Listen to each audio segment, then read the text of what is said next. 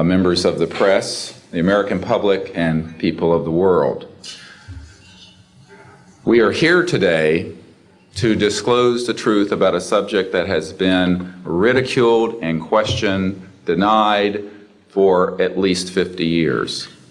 The men and women who are on this stage and the some 350 additional military intelligence witnesses to the so-called UFO matter and extraterrestrial intelligence can prove and will prove that we are not alone. I have personally briefed a sitting director of Central Intelligence, James Woolsey, President Clinton's first CIA director.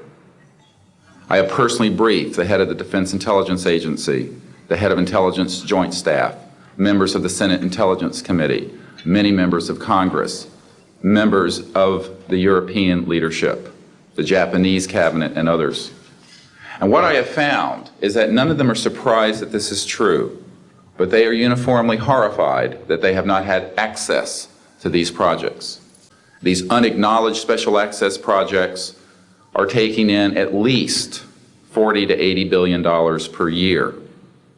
And they are sitting on technologies that can change the world forever. It has the most profound implications for the human future, for the U.S. national security, and for world peace. Specifically, technologies connected to UFO and extraterrestrial vehicles, if declassified and used for peaceful energy generation and propulsion, would solve the looming energy crisis definitively, would end global warming, would correct the environmental challenges that the Earth is facing. This is not being debated because it is off the national and international radar screens. It needs to be placed on it, and we are here today to do it. We can establish through this testimony that these objects of extraterrestrial origin have been tracked on radar going thousands of miles per hour, stopping and making right-hand turns, that they use anti-gravity propulsion systems, which we have already figured out how they work in classified projects in the United States, Great Britain, and elsewhere. We can prove through the testimony and documents that we will be presenting that this subject has been hidden from members of Congress and at least 2 administrations that we are aware of, presidential administrations, and that the Constitution of the United States has been subverted by the growing power of these classified projects, and that this is a danger to the national security. That we have open, honest hearings on the subject in the U.S. Congress, that there be a permanent ban on the weaponization of space or the targeting of any objects of extraterrestrial origin, that there be a full and complete study of classified technologies connected to this subject to see how they could be properly declassified and applied for peaceful energy generation so that the world may get off of fossil fuels in enough time to prevent greater ecosystem damage or war over the looming energy crisis, which is sure to sweep the Earth in the coming decade. This is a matter of the most pressing import. It has been ridiculed, yes. I know many in the media would like to talk about little green men. But in reality, the subject is laughed at because it is so serious. I have had grown men weep who are in the Pentagon, who are members of Congress, and who have said to me, what are we going to do? Here's what we will do. We will see that this matter is properly disclosed, and these courageous witnesses, the first 21 of over 100 that we have already interviewed on videotape, have stepped forward to speak the truth. The men and women who will speak next will do so in order, beginning on your left. They will introduce themselves. I ask for the media to refrain from questions until each witness has spoken briefly about who they are and what they have personally been involved with or witnessed in their government, military, or government-connected careers. At the end, we will have questions. All of you may ask questions for as long as we can stay here, and we will provide you with all the information that you need. So we will begin now with the first of our witnesses, Mr. John Callahan.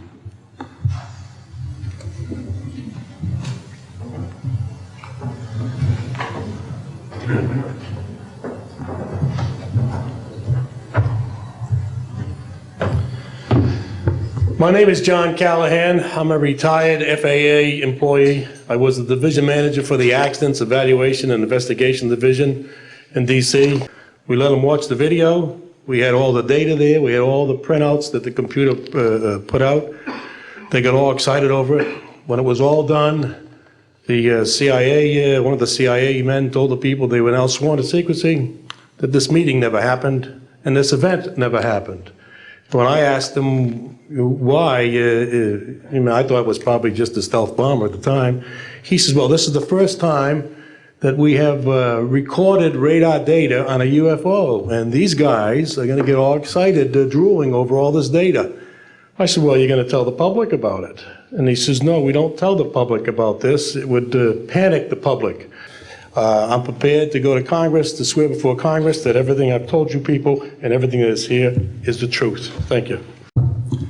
My name is Graham Bethune. I'm a retired Navy commander, pilot, had a top secret clearance. 50 years ago, February the 10th, 1951, I was flying from Keflavik, Iceland to Argentia, Newfoundland. It was at night, it was dark. About 300 miles outside of Argentia, I saw a glow on the water, like approaching a city at night. As we approached this glow, it turned to a monstrous circle of white lights on the water. We watched this for a while. The lights went out. There was nothing on the water. Next thing we saw was a yellow halo, small, much smaller than whatever it was launched from, and that was 15 miles away. Up to our altitude. Because of the trajectory, I disengaged the autopilot, shoved the nose over to try to go under this thing. And at that time, I heard a noise underneath. I thought maybe it hit us. It was actually some of the crew members ducking, and they collided, and a couple of them were injured.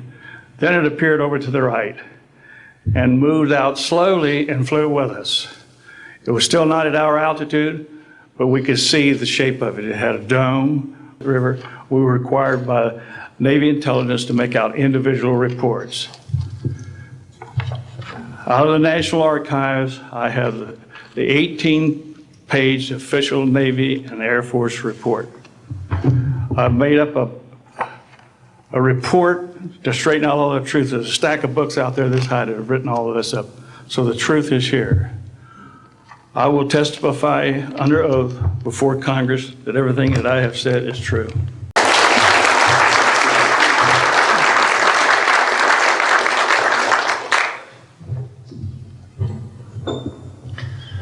My name is Dan Willis. I was in the United States Navy. I held a top secret crypto level 14 extra sensitive material handling security clearance. I worked in the code room at the Naval Communications Station in San Francisco.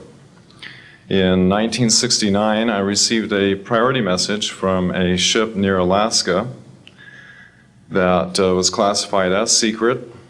The ship reported emerging out of the ocean near port bow, a brightly glowing reddish-orange elliptical object, approximately 70 feet in diameter, emerged out of the water, shot into space, traveling at about 7,000 miles per hour.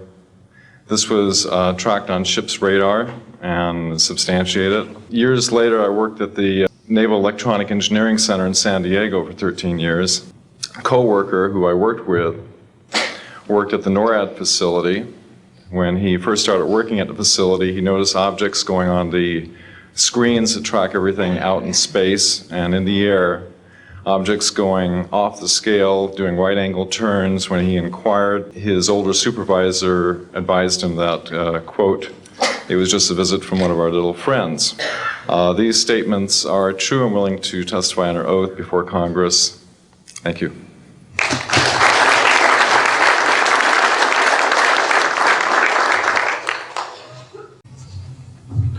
My name is Robert Solis. Contrary to what it says on the card, I was not a lieutenant colonel in the Air Force.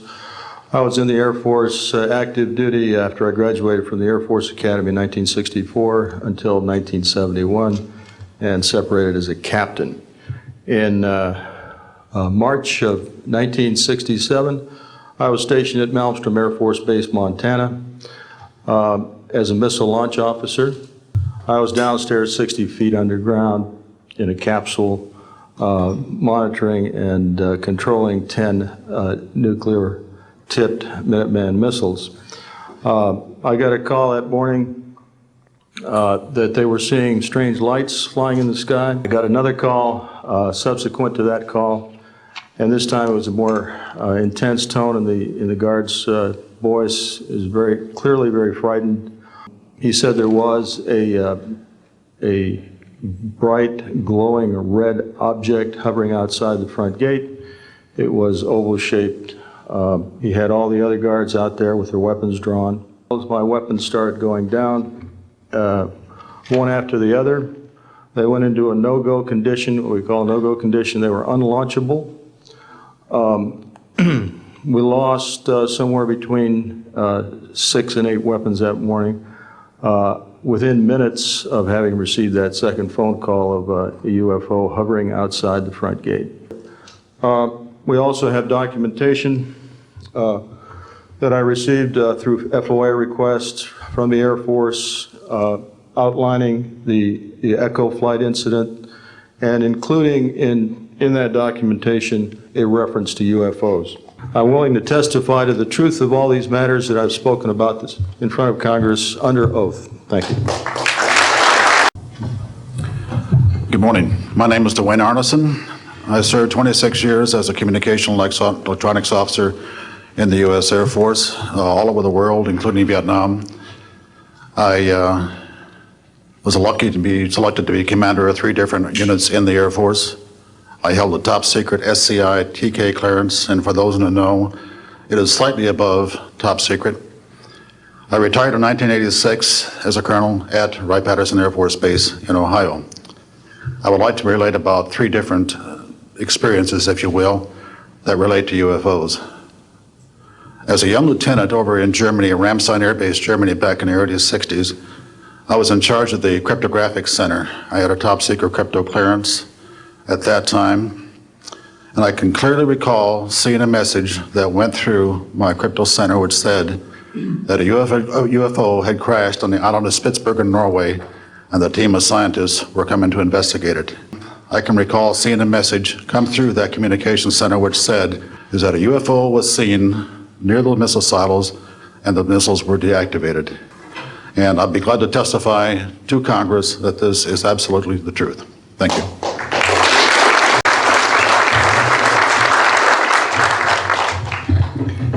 My name is John Maynard.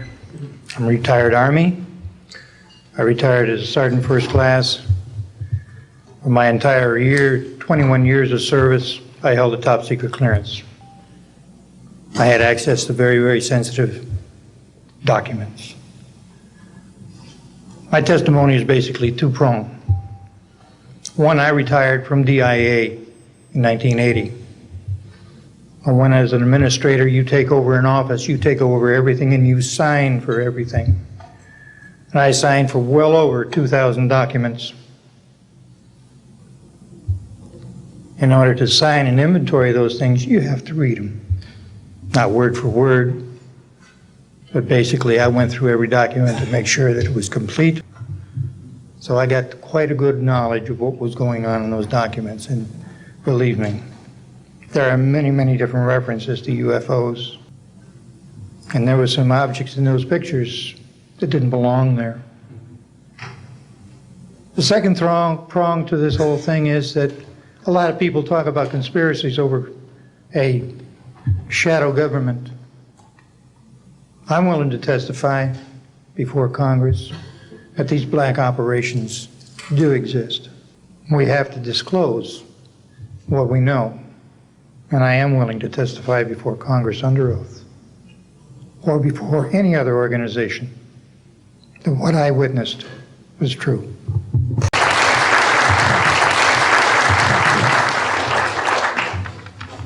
Good morning.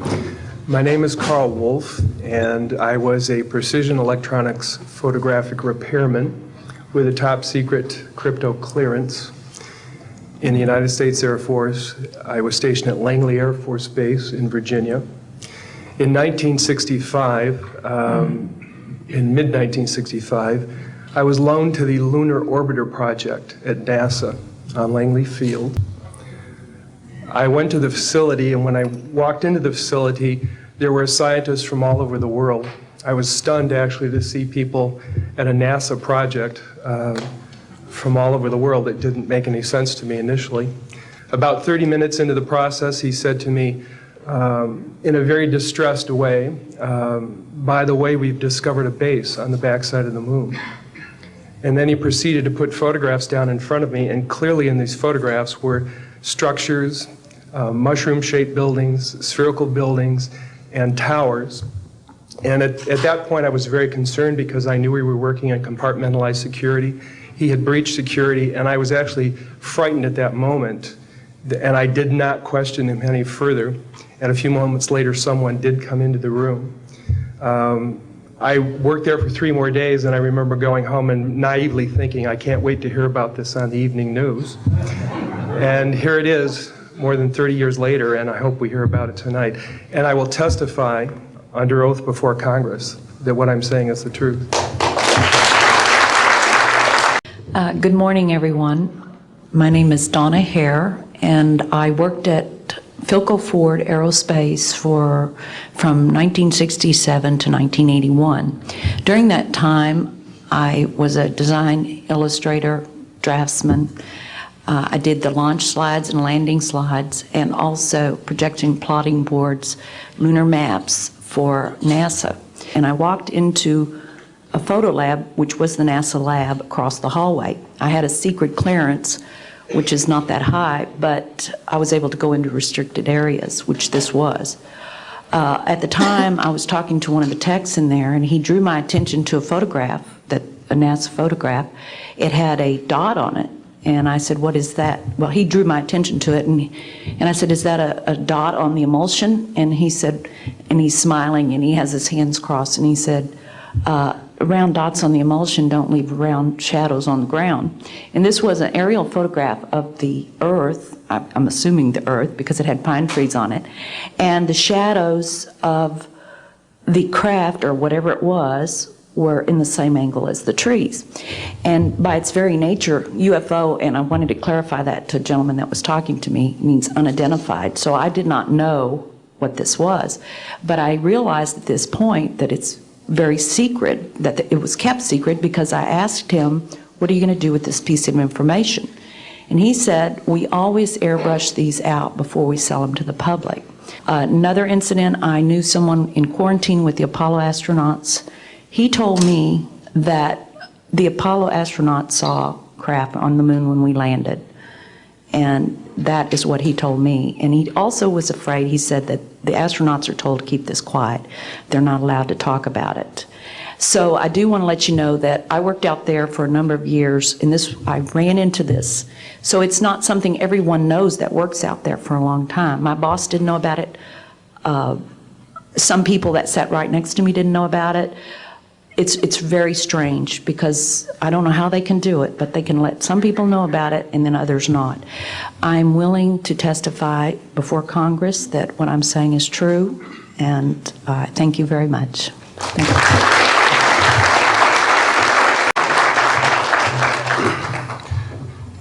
Good morning, ladies and gentlemen, and members of the press. My name is Larry Warren.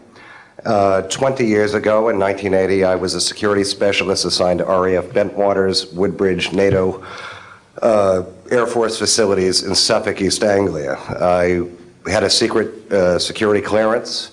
I guarded our backline nuclear weapons that were stored there at the time, without the knowledge of the people of Great Britain. I went through a portion of a 3-night UFO event where objects made incursions over our WSA, fired pencil-thin beams of light into them, and adversely affected the ordnance, possibly. These objects were on the ground on 2 different nights. Potentially, there was another life form seen. This is an unpopular truth. These events were of extreme defense significance to not only Her Majesty's government, but this government as well, and they are still shrouded in secrecy. I would be more than honored to swear under oath that I experienced what I did, I saw what I saw.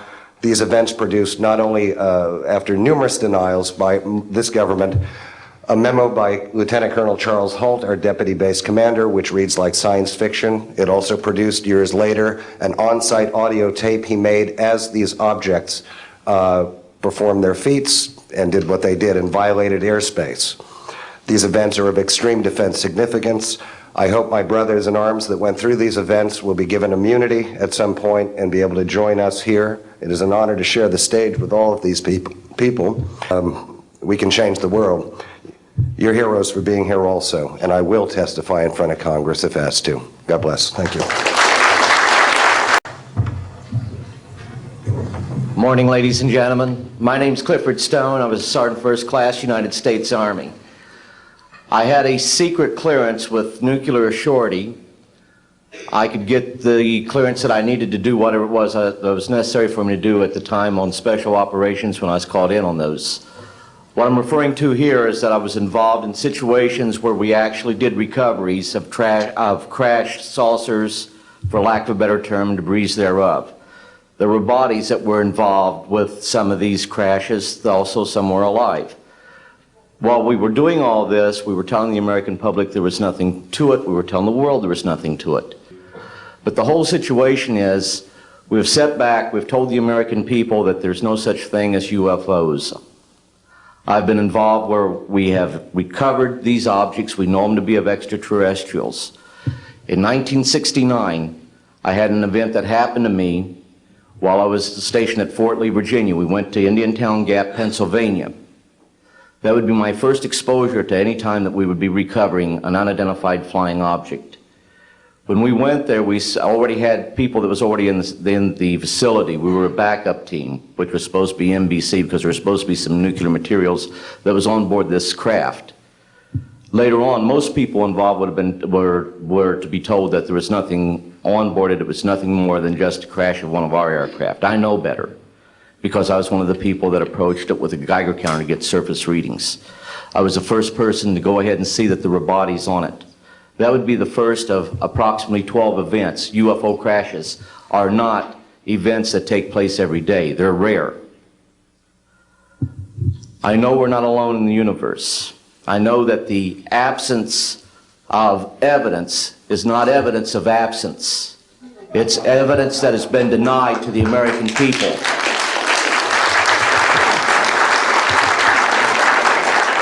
I stand before you today in my almighty God, and I tell you this. If Congress calls me in and says, will you testify in detail what you know, I stand here today prepared and ready to do just that. Governments must never lie to the people. Good morning. My name is Mark McCandlish, and for the last 21 years, I have worked as a conceptual artist for a variety of defense contractors. I've been involved in conceptual artwork of the production thereof for Rockwell on the X-30 program, and also on the high-step program. That's spelled HYSTP, means Hypersonic Testbed Program. During the course of my career, I've twice had a secret security clearance. In 1988, in November, a college buddy of mine, an associate by the name of Brad Sorensen, informed me that he had personally witnessed 3 flying saucers at a very large hangar at Norton Air Force Base during the course of an air show that was held on Saturday, November 12, 1988.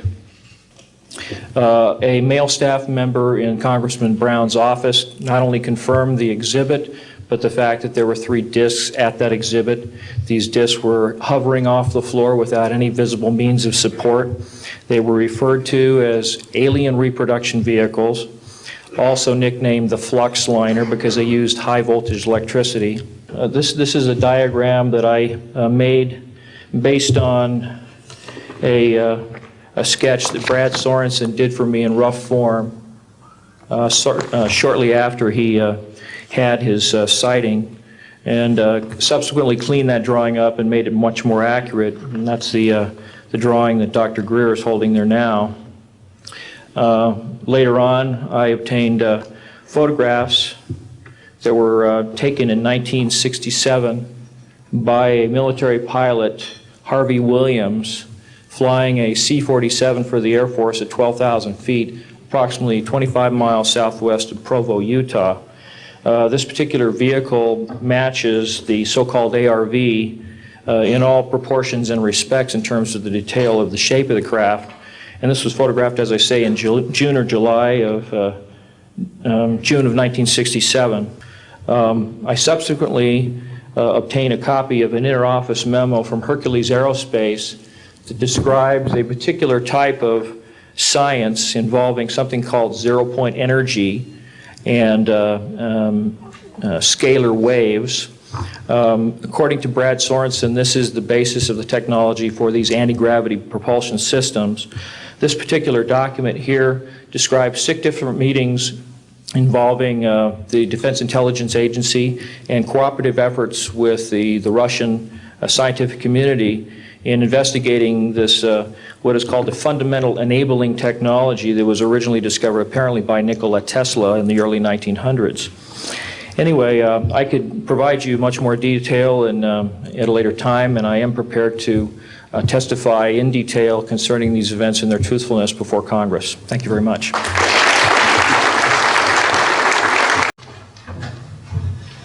Good morning. My name is Daniel Sheehan. I'm an attorney and serving as general counsel to the Disclosure Project. I'm a 1967 graduate of Harvard College in American Government Studies and Constitutional Law, and a graduate of Harvard Law School. Or 1977, that I was contacted by Ms. Marcia Smith, who was the director of the Science and Technology Division of the Congressional Research Service. She asked to meet with me, and I met with her, and she informed me that President Carter, upon taking office in January of 1977, held a meeting with then the Director of Central Intelligence, who was George Bush Sr., and demanded that the Director of Central Intelligence turn over to the President the classified information about unidentified flying objects and the information that was in the possession of the United States intelligence community concerning the existence of extraterrestrial intelligence. This information was refused to the President of the United States by the Director of Central Intelligence, George Bush Sr. I'll be more than happy to share the details of what I believe to be the relationship between this off-the-shelf enterprise and the secret government which is concealing this information from the American public. And I am happy and proud to serve as General Counsel to the Disclosure Project. Thank you very much.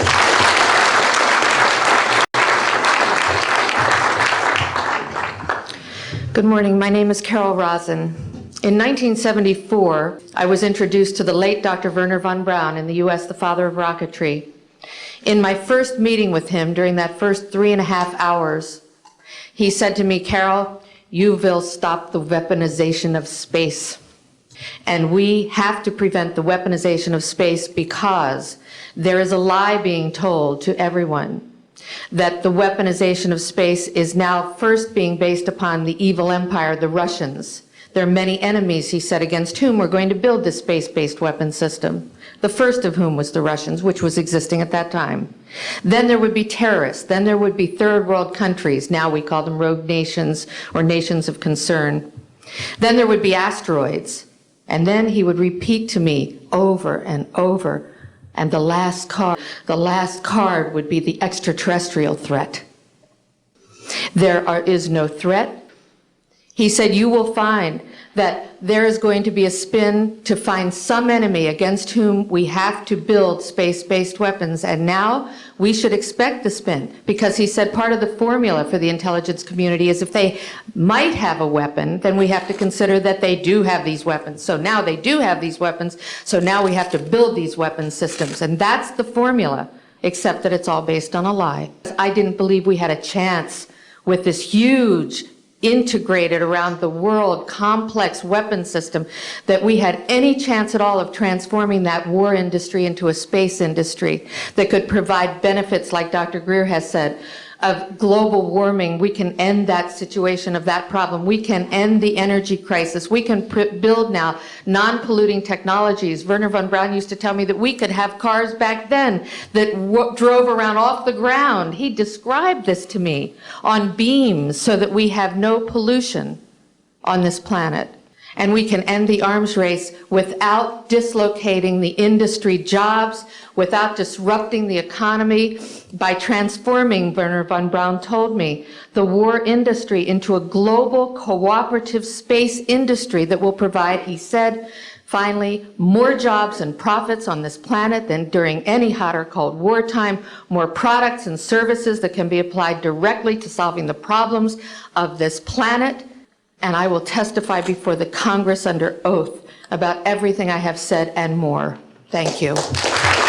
First of all, I think initially there was an appropriate national security apparatus in place in the 40s during the Truman and also Eisenhower years. By the late Eisenhower years, we have a testimony from Brigadier General Stephen Lubkin, still a practicing attorney, that by the late Eisenhower years that he had lost control of these projects primarily because of the compartmentalization into the military-industrial complex. Operative word industrial. There are corporations such as SAIC, Lockheed Martin, Northrop, and others that deal specifically with this issue, with advanced energy and propulsion systems connected to UFOs. And I think that what has happened, from the best we can tell, from insiders that have briefed me for now about 8 years, is that we have lost control of these projects from a constitutional law perspective because the infrastructure within military intelligence and corporate channels is so well funded and so complex and labyrinthine that there are compartments within compartments within compartments, and people who are in the Congress who make inquiries, and in fact President Clinton, when he made inquiries, were simply denied access, as you heard earlier that President Carter was denied access. On your other question, I would say that in terms of profiting from the status quo, big oil. There are certain geopolitical and financial infrastructures that would not welcome a definitive replacement to the fossil fuels. I will tell you, and we can prove this with other scientists who are ready to come forward, that we already have a complete replacement for any fossil fuels or ionizing nuclear power plants. We don't need them. We haven't needed them. Probably have not needed them since the time I was born. Now, of course, this is a major issue. You're talking a multi-trillion-dollar global infrastructure change. And so this does hit the alarm bells at the National Security Council economics area. However, what is more serious to the national security? Keeping the status quo or letting ourselves go into a global ecosystem collapse and running out of fossil fuels and having massive rolling blackouts, not just in California, but globally. We have got to do something about this, and soon, and that's why we are advocating open hearings in the Congress. Other media, please. Yes. My question is to Clifford Stone. You said that you had seen aliens on a craft that had crashed. I wondered if you could describe what they looked like. I could, but it would probably take a whole lot of time. The reason I state that, when I got out in 1989, we had cataloged 57 different species. You have individuals that look very much like you and myself that could walk among us and you wouldn't even notice the difference, except for some of the things that they might be able to go ahead, even in a dark room, and touch an object and go ahead and identify what color that object might be. They would have a heightened sense of smell, sight, hearing.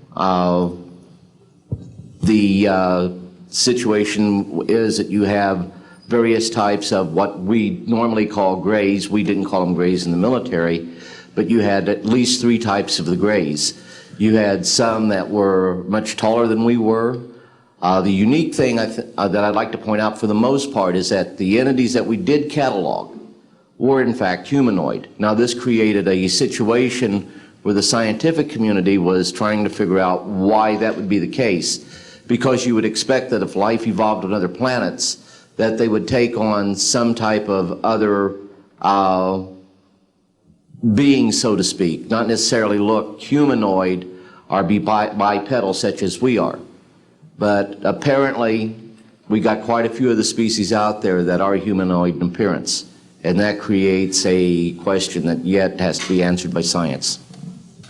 In fact, I think that was the testimony. This is an alien reproduction vehicle, and just to be clear, this means that it is based on advanced anti-gravity and zero-point energy propulsion systems. Those are the propulsion systems. They are being manufactured by a consortium of companies that include Lockheed Martin, Northrop, SAIC, and other corporations. They do have superluminal capacity, in other words, faster than the speed of light capacity. I think Mr. McCandlish and other witnesses that he's identified could go into more of the technical physics of it. I'm just a country doctor from Virginia, I tell people. I mean, really.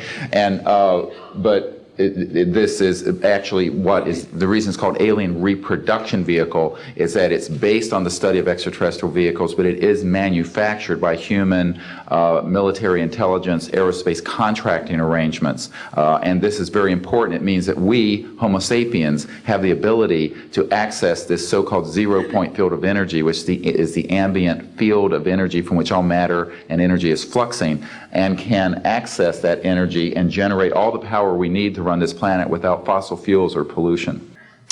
Well, the first part of your question, I would say that the testimony of witnesses we have, some of whom are here, others that are not here, but they're in the briefing materials, is that we have studied specifically extraterrestrial vehicles which have been retrieved. The breakthroughs in that research have led to applications that have led to the building of this and similar anti-gravity devices. And that, in fact, this can be proven in open testimony before Congress, and that is exactly what we are calling for. We have the witnesses to establish this, and they also have the documents and the specific details of the propulsion systems. But this is not a jet internal combustion system at all. It is actually kicked in by a type of electric power source, and it then accesses this ambient zero-point energy field that is responsible for all matter and energy existing, and by special configurations and what have you, it causes a cancellation of mass inertia and an anti-gravity effect. And this is a complex technical discussion, which is probably beyond the scope of this conference, but we have materials in the briefing document that we can provide you with references to people who have studied the anti-gravity effect. As far back as certainly the 1950s. We have one witness who said that his family was connected to the RAND Corporation, and that by the mid-1950s that more money had been spent on anti-gravity propulsion systems than the totality of the Manhattan Project. So yes, we can establish those elements. There is a compartmented operation that does indeed sanitize them from this type of evidence, and I think the testimony of the gentleman who was with the Defense Intelligence Agency, Mr. Maynard, Ms. Hare, and others would substantiate that. We have other witnesses who have been involved in projects where such items have been sanitized out. It could also be that if you did a thorough search, you might find a few that slipped through. We obviously haven't had the research dollars to go through all the millions of images that are cataloged to look for them, but we do know there's been a very thorough sanitizing of this. And people should not be naive about the extent to which covert programs using billions of our tax dollars have been able to effectively hide this. This is one of the sort of myths of both the media and the public. It's sort of a Pollyanna myth that we live in a society where such things could not be done. In fact, they are done, and we can prove that they have been done.